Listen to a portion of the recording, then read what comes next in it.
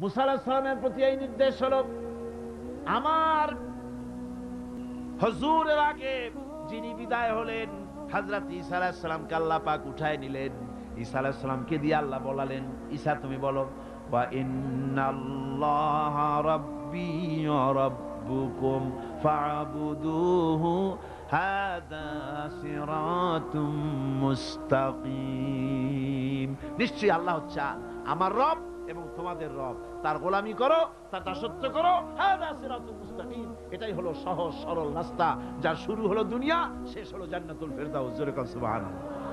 এবার হুজুর কি দিয়ে আল্লাহ বলাচ্ছেন, ওয়া কাদা রাব্বুকা আল্লা তা'বুদু ইল্লা ইয়াহু, তোমার প্রভুর পক্ষ থেকে চূড়ান্ত ফয়সালা হয়ে গিয়েছে, আনুগত্য আর গোলামি আল্লাহর ছাড়া কারো করা যাবে না। আনুগত্য কার? সেজদা কারে? আমার বন্ধুগণ, অনেক মানুষ আছে যারা তার পীরের সেজদা করে, কোন নাউজুবিল্লাহ। পীরের সামনে মাথা এমন করে পায়ের উপরে চুমা খায়, নাউজুবিল্লাহ, সেজদার মতো হয়ে যায়। এইভাবে পীরের পায়ে যদি কেউ সেজদা দেয়, চুমা খায়, মাথা যে নিচু করলো, মাথা নিচু করলে পরে পীর যদি তাতে বাধা না দেয়, যদি খুশি হয়, তাহলে যে সেজদা করলো সে কাফের হলো, যারে করলো ওটাও কাফের হয়ে গেল। সেজদা হবে কেবলমাত্র আল্লাহকে। কাকে? এ মাথা, এ কপাল কারো সামনে নত করা যাবে না। বিশ্বাস করুন, বিশ্বাস করুন, নত করতে হবে কেবলমাত্র কার সামনে? আল্লাহর সামনে। আপনারে বানানো হয়েছে সেজদার জন্য, সেজদার জন্যই আপনাকে বানানো হয়েছে। দেখেন না, হাঁটুটা ভাঁজ করা যায়, কোমরটা ভাঁজ করা যায়, কেনুটা ভাঁজ করা যায়, যাতে সেজদা দিতে পারেন। সেজদার জন্যই বানানো হয়েছে। সেজদা কর। মাথা নিচু করে, হাঁটু দিয়া, হাত দিয়া, পাও দিয়া, কনু দিয়া, নাক দিয়া, কপাল দিয়া পৃথিবীর কোন প্রাণী সেজদা দিতে পারবে না। যদি বিশ্বাস না হয়, বাড়ি যে একটা বাছুরের হাঁটু দিয়া, নাক দিয়া, কপাল দিয়া সেজদা দেওয়াতে চেষ্টা করেন, চারটে ঠ্যাং নিয়ে উল্টে পড়ে যাবে, সেজদা দিতে পারবে না। আপনারে বানানো হয়েছে সেজদার জন্য। অমিয়া সেজদাই যদি না করলাম, কলেজে পড়ো, বিশ্ববিদ্যালয়ে পড়ো, বা শিক্ষকতা করো, বা সাংবাদিকতা করো, বা ডাক্তার বা ইঞ্জিনিয়ার, সেজদা যদি না দিলে পশুর সাথে তোমার সাথে কোনো পার্থক্য নাই। সেজদা দাও, আল্লাহকে সেজদা দাও। রাসূলকে প্রশ্ন করা হয়েছে, রাসূল, মানুষ কখন আল্লাহর নিকটবর্তী হয়ে যায়? আমার আল্লাহ, আমার নবী বলেন, বান্দা যখন সেজদায় পড়ে যায়, তখন আল্লাহর বান্দার মধ্যে কোনো হেজাব থাকে না। নবীজি বলেছেন, সেজদা যখন দিবে তখন মনে করবে যেন আল্লাহ রব্বুল আলামিনের পাও মোবারকের উপরে কপাল রেখে দিলাম। সুবহানাল্লাহ। এগুলি হচ্ছে আল্লাহর হুকুম। এগুলি কার হুকুম? আল্লাহর হুকুম। আল্লাহ পাকের নির্দেশ হচ্ছে গোলামি আমার করো। এরপরে নির্দেশ হচ্ছে আন আকিমুদ্দিন ওয়ালা তাতাফাররাকু, নামাজ কায়েম করো, যাকাত আদায় করো। এগুলি নির্দেশ। এগুলি কি নির্দেশ? হুকুম। নামাজ পড়ো, যাকাত দাও, নামাজ কায়েম করো, নামাজ প্রতিষ্ঠা করো। এ বিষয় আজকে নামাজের বিষয়, যাকাতের বিষয় বলছি না, হুকুমের কথাই শুধু বলছি। এরপরে আল্লাহ বলেন, দ্বীনকে প্রতিষ্ঠা করো। আকিমু, আকিমু, আকিমু কোন সিগা? আমরের সিগা। হুকুম, অর্ডার। আকিমুস সালাত, নামাজ প্রতিষ্ঠা করো। এই হুকুমটা কি? ফরজ। এই হুকুমটা কি? ফরজ। আকিমুস সালাতটা বুঝলাম, আকিমুদ্দিনটা বুঝলাম না। ওখানেও তো আকিমু, এখানে অর্ডার, হুকুম। দিন প্রতিষ্ঠা করো, দিন কায়েম করো। দিন হলো জীবন ব্যবস্থা, আমার কোরআনের আইন সমাজে কায়েম করো, প্রতিষ্ঠিত করো। এটা আল্লাহর হুকুম, ফরজ। সে ফরজ কি পালন করতেছি? পালন করতেছি? কই আল্লাহরে বিশ্বাস করি, আল্লাহরে মানি, এটা মানা হইল। আমার বন্ধুগণ, বহুত মুসলমান এমন আছে, যখন বলা হয় আল্লাহর দিন কায়েমের আন্দোলনে শরীক হন, কয় আমি রাজনীতি, ফাজনীতি বুঝি না। এগুলি হলো দারুণ চালাক মানুষ। রাজনীতি ফাজনীতি বোঝে না, কিন্তু ভোট দেওয়ার সময় ঠিকই ধর্মনিরপেক্ষতাবাদীদের বাক্সে ভোটটা দিয়ে আসে। ঠিক কিনা কর? এরকম বহুত নামাজি মুসলমান আছে, নামাজ পড়ে, তাহাজ্জুদ পড়ে, আর ভোট দেয় ধর্মনিরপেক্ষতাবাদীদের, আবার বেহেশতের আশা করো, তাই না? এত সহজ না আমার বন্ধুগণ। এতক্ষণ ধরে আমি আল্লাহ পাকের আদেশ এবং নিষেধের কথা শোনালাম, আল্লাহর উপরে ঈমান এনেছি, এই ছোট্ট কথাটুকুনের উপরে জান্নাতে যাওয়ার ফয়সালা হবে না, বিশ্বাস করুন। জান্নাতের ফয়সালা হবে, আল্লাহর উপরে বিশ্বাস করেছি। পরিপূর্ণ 4টি শর্ত পুরা করা লাগবে। জাতে বিশ্বাস, সেবাতে বিশ্বাস, গুণাবলীতে বিশ্বাস, হুকুম আহকামে বিশ্বাস। এই যে 4টি কথা বললাম, 4টি জিনিস যদি আমল করতে পারি, আল্লাহ রাব্বুল আলামিন আমাদেরকে তাকে বিশ্বাস করেছি বলে প্রমাণিত হবে। আর আমল করতে পারলে জাহান্নাম থেকে রব্বুল আলামিন বাঁচাই দিবেন। জোরে বলেন আমিন। জমিনের ফসল নষ্ট হয়ে যেত, আমি নোনা পানিকে বৃষ্টি করে বর্ষণ করলাম, এই পানি পান করে কেন আমার শুকর আদায় করো না? এই পানি পান করো আর আমার শুকর করো। পড়ো আলহামদুলিল্লাহি রাব্বিল আলামিন। আমার বন্ধুগণ, কেউ কেউ বলতে পারে, আল্লাহ যদি বৃষ্টির পানি যদি না দেন আমার কি অসুবিধা, আমার জমিনের ফসলের কি অসুবিধা, আমার খালে পানি, আমার বিলে পানি, আমার হাওড়ে পানি, আমার পুকুরে পানি, আমার কুয়ায় পানি, আল্লাহ বৃষ্টি না দিলে কি হবে? আল্লাহ পাক বলেন, শোনো কি হবে। কুল আরাআইতুম ইন আসবাহা মাউকুম গাওরান ফামান ইয়াতিকুম বিমাইম মাইন। বলো দেখি, সবে শুকাইয়া যদি যায় এই জমিনের পানি, তাহলে হেথায় তটনির ধারা কে দিবে সবারে আনি? কুয়ার পানি, নদীর পানি, কর্ণফুলীর পানি, ব্রহ্মপুত্রের পানি, পদ্মার পানি, মেঘনার পানি, যমুনার পানি, হাওড়ের পানি, পুকুরের পানি সব যদি আমি আল্লাহ শুকায় দেই, তাহলে তোমার মরা গাঙ্গে পানির জোয়ার আবার কে এনে দিতে পারে? আছে কেউ? কেউ পারে না। সুতরাং এগুলো আমি দেই, আমার শুকরিয়া আদায় করো। তোমার জমিনের ফসল ভালোবার জন্য আমি পানির ব্যবস্থা করেছি। আল্লাহুল্লাযী আরসালার রিয়াহা ফাতুসি। খালি পেট নিয়ে সমস্ত প্রাণীগুলি মহাশূন্যে কেউ ওড়ে, আর কেউ বা পানিতে সাঁতরায়, খাদ্যের অন্বেষায়, কেউ বা জঙ্গলে ঘোরে। এই ঘুরতে ঘুরতে, উঠতে উঠতে, সাঁতরাতে সাঁতরাতে খেয়ে পেট ভরিয়া সন্ধ্যার সময় সকলে বাড়ি ফিরাইয়া দেই। কে দেয়? চিল্লায় কমিয়া, কে দেয়? সুতরাং আল্লাহর এই সেবাতে বিশ্বাস করা লাগবে। আমি বলছিলাম কয়টা কথা বলেছি বলেন? 4টি কথা বলেছিলাম। জাত বলেছি, সেবাত বলেছি, এবার কি বলবো? কুদরত। এবার কি বলবো? কুদরত মানে কি? ক্ষমতা। কুদরত মানে ক্ষমতা। আল্লাহর ক্ষমতা কি? আল্লাহর ক্ষমতা হচ্ছে প্রচন্ড ক্ষমতা।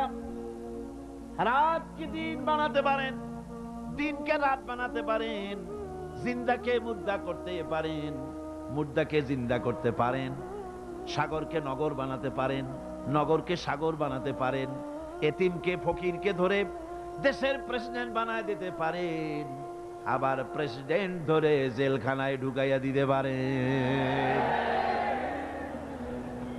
সম্মানী লোককে বেইজ্জত করে দিতে পারেন, আবার গরিব মানুষকে ধরে কোটিপতি বানাই দিতে পারেন, কোটিপতিকে মুহূর্তের ভিতরে ফকিরে পরিণত করে দিতে পারেন। পারেন কিনা আমার ভাইয়েরা? ওই আল্লাহ পাক বলছেন ক্ষমতার একমাত্র মালিক হচ্ছে আমি, আমার প্রচন্ড ক্ষমতা। মা ইয়াফতাহুল্লাহু লিন-নাসি মির রাহমাতিন ফালা মুমসিকা লাহা। আল্লাহ পাক বলেন, আমি যদি কারোর জন্য রহমতের দরজা খুলে দেই, তাহলে সেই দরজা কেউ বন্ধ করে দিতে পারে না। কারোর জন্য যদি রহমতের দরজা আমি খুলি, কারো বাপের ক্ষমতা নাই তা বন্ধ করতে পারে। কোন সুবহানাল্লাহ। ওয়ামা ইউমসিক ফালা মুরসিলা লাহু মিন বাদি। আর যদি আমার রহমতের দরজা যদি কারো জন্য বন্ধ করে দেই, সেই দরজা কেউ খুলে দিতে পারে না, কারো ক্ষমতা নাই। কুল ফামান ইয়ামলিকু লাকুম মিনাল্লাহি শাইআন ইন আরাদা বিকুম দাররান আও আরাদা বিকুম নাফআ। এবার বলো, আল্লাহর উপরে কার আধিপত্য আছে যে আল্লাহ যদি কাউকে সাহায্য করতে চান, কাউকে যদি নাফা দিতে চান, অথবা কারো ক্ষতি করতে চান, তাহলে আল্লাহর উপরে প্রভাব বিস্তার করতে পারে এমন কি কেউ আছে? জোরে বলেন, আছে? আমার বন্ধুগণ, তার কাছে কৈফিয়ত চাওয়ার কেউ নাই। লা ইউসালু আম্মা ইয়াফআলু ওয়া হুম ইউসালুন। তিনি কারো কাছে কৈফিয়ত দেন না, বরং গোটা সৃষ্টি জগৎ তার কাছে কৈফিয়ত দিতে বাধ্য। সুবহানাল্লাহ। আল্লাহ রাব্বুল আলামিন বলেন, লিল্লাহি মুলকুস সামাওয়াতি ওয়াল আরদ ইয়াখলুকু মা ইয়াশা। আল্লাহ জমিন এবং আকাশমণ্ডলের মালিক, তিনি সৃষ্টিকারী, তিনি সৃষ্টি করেন। ইয়াহাবু লিমান ইয়াশাউ ইনাসা ওয়া ইয়াহাবু লিমান ইয়াশাউ যুকুর। কাউকে তিনি ইচ্ছা করেন, যাকে ইচ্ছা করেন পুত্র সন্তান দেন, যাকে ইচ্ছা কন্যা সন্তান দেন। আবার কাউকে পুত্র দেন, কন্যাও দেন, আবার কাউকে কিছুই দেন না, বন্ধা করে রাখেন। এই ক্ষমতা কেবলমাত্র আল্লাহর। সন্তান দেওয়ার মালিক কে? আল্লাহ পাক। সুতরাং কবরের কাছে গিয়া, মাজারের কাছে গিয়া বাবা সন্তান দাও বলা জায়েজ নাই, হারাম। চিল্লায় কোন কি? হারাম। মাজারে চাদর দেওয়া, টাকা দেওয়া, আগরবাতি দেওয়া, মোমবাতি দেওয়া, আলহামদুলিল্লাহ চট্টগ্রাম সহ বাংলাদেশের সব জায়গায় আগের তুলনায় মাজারের বাজারের ব্যবসা অনেক কমে গেছে। কোন আলহামদুলিল্লাহ? চিল্লায় কোন আলহামদুলিল্লাহ? কেন মাজারে টাকা? কেন মাজারের উপরে গম্বুজ? কেন মাজারে মশারি? কেন গোলাপ পানি? কেন সেখানে আগরবাতি? জায়েজ নাই, সব বিদআত। এই বিদআত থেকে বাঁচতে হবে। জোরে কোন আমিন, আরো জোরে কোন আমিন। আমি বলেছি এজন্য, যদি মাজারকে কেন্দ্র করি যদি কিছু এভাবে করা জায়েজ হতো, এটা যদি সুন্নত হতো, তাহলে জান্নাতুল বাকিতে একেবারে কম করে হলেও রাসূলুল্লাহর 10,000 সাহাবী সেখানে শুয়ে আছেন। হযরত আয়েশা সেখানে শুয়ে আছেন, হযরতে ওসমান শুহাদায়ে উহুদ, হযরতে আব্বাস, হযরতে ইবনে আব্বাস, হযরতে ইবনে মাসউদ রিদওয়ানুল্লাহি তাআলা আলাইহিম আজমাইন, আজওয়াজে রাসূল, বানাতে রাসূল এখানে শুয়ে আছেন। চাদর আর গম্বুজ, আগরবাতি আর মোমবাতি যদি জায়েজ হতো, তাহলে রাসূলের আওলাদদের, সাহাবীদের কবরের উপরে আমরা চাদর দিতাম না, আমাদের কলিজা ছিঁড়ে সাহাবীদের কবরের উপরে বিছায়া দিতাম। আমার বন্ধুগণ, এই সমস্ত কাজগুলি করে করে সমাজের ভিতরে বেদাত বাড়ায় দেওয়া হতেছে। আল্লাহ বেদাত থেকে গোটা জাতিরে বাঁচান। জোরে কোন আমিন।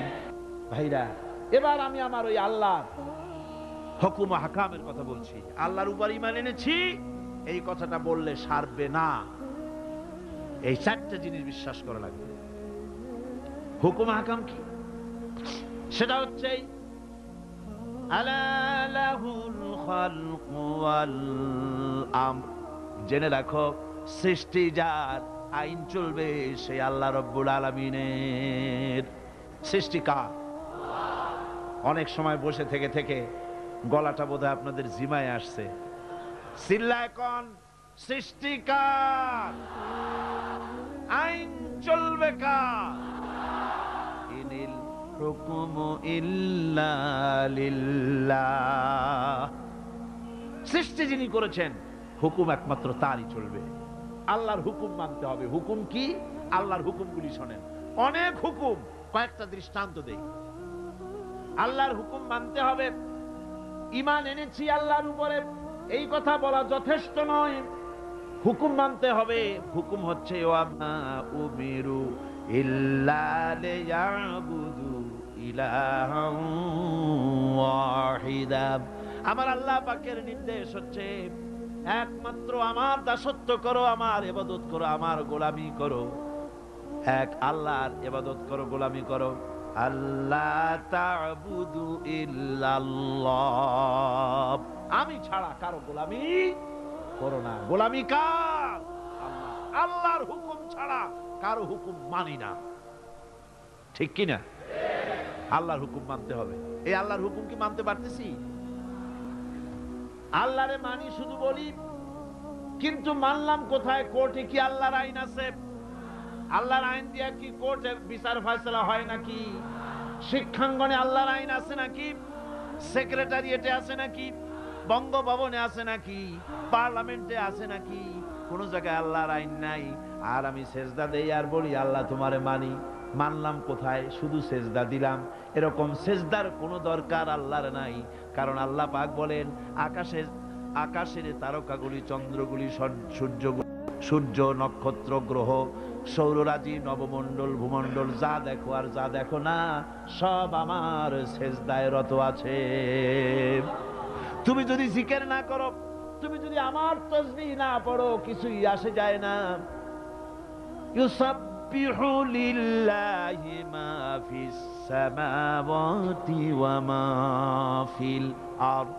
আকাশে যা আছে, জমিনে যা আছে, সব আমার তাসবিহ পড়ে, আমার জিকির করে।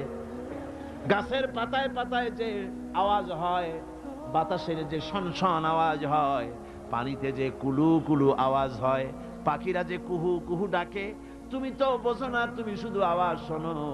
আসলে তারা সবাই বলে আল্লাহু আল্লাহু আল্লাহু আল্লাহু আল্লাহু আল্লাহু, সব আমার জিকির করছে। সুতরাং সৃষ্টি করেছে আমি, আমার আইন মানতে হবে, এটা হচ্ছে আমার হুকুম। আল্লাহ পাক বলেন উবুদুল্লাহা মা লাকুম মিন ইলাহিন গায়রু, একমাত্র আমার ইবাদত করো, আমি ছাড়া তোমাদের কোনো ইলাহ নাই। একমাত্র আমার গোলামি করো। মুসা আলাইহিস সালামকে দিয়ে আল্লাহ রাব্বুল আলামিন হযরত মুসা আলাইহিস সালামের কাছে প্রথম যে ওহী অবতীর্ণ করলেন, প্রথম যে নির্দেশটা দিলেন, সেই নির্দেশটা কি শুনুন। প্রথম নির্দেশ, হযরত মুসাকে দেখে আল্লাহ পাক নির্দেশ করতেছেন, ইন্নানি আনাল্লাহ লা ইলাহা ইল্লা আনা ফা'বুদনি ওয়া আকিমিস সালাতা লিযিকরি।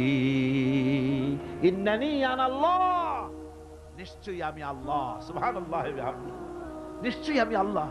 লা ইলাহা ইল্লা আনা, আমি ছাড়া কেউ নাই, উপাস্য নাই, মাবুদ নাই। ফা'বুদনি, অতএব আমার ইবাদত করো, গোলামি করো, দাসত্ব করো, আনুগত্য করো। ওয়া আকিমিস সালাতা লিযিকরি, আর আমার শরণার্থে নামাজ কায়েম করো। এটা আমার আদেশ, এটা হলো নির্দেশ। এই আদেশ মানতে হবে। আল্লাহরে মানি, এরকম পাগলেরাও কয় আল্লাহরে মানি, বাস্তবে মানতে হবে। আমার বন্ধুগণ,